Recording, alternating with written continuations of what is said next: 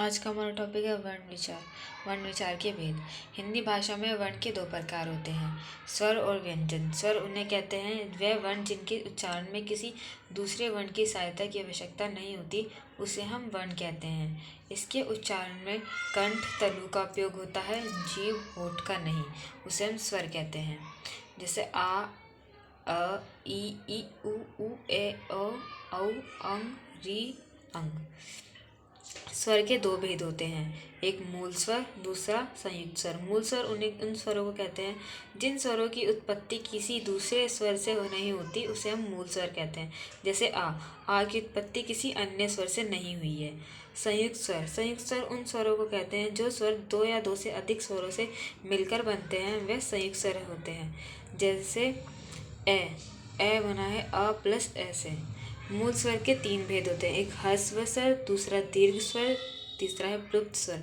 ह्रस्व स्वर उसे कहते हैं जिन स्वरों के उच्चारण में कम समय लगता हो, उसे ह्रस्व स्वर कहते हैं। जैसे आ उ री। दीर्घ स्वर उन स्वरों को कहते हैं जिसमें ह्रस्व स्वर से भी अधिक समय लगता हो, उसे दीर्घ स्वर कहते हैं। आ ई उ ए ओ औ। प्लुप्त स्वर उसे कहते हैं जिन स्वरों में दीर्घ स्वर से भी अधिक यानी 3 मात्राओं का समय हो, उन्हें प्लुप्त स्वर कहते हैं। जैसे सुनो, राम, ओम।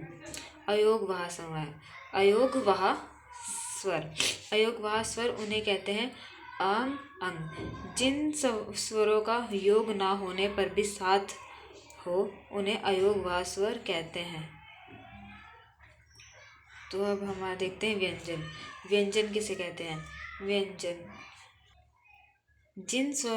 व्यंजन हम उन्हें कहते हैं जिन स्वरों को बोलने के लिए स्वर की आवश्यकता पड़ती है, उन्हें हम व्यंजन कहते हैं।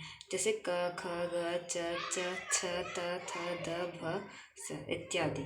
व्यंजन के 3 प्रकार होते हैं, स्पर्श व्यंजन, अंतःव्यस्त व्यंजन, ऊष्मा। व्यंजन के 3 प्रकार होते हैं, स्पर्श व्यंजन, अंत व्यंजन, ऊष्मा या संघर्षी व्यंजन। स्पर्श व्यंजन का मतलब होता है छूना।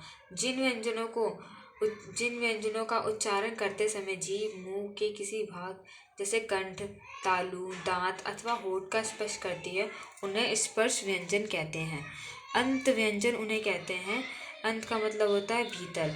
उच्चारण के समय जो व्यंजन मुंह के भीतर ही रह जाते हैं, उन्हें अंत व्यंजन कहते हैं।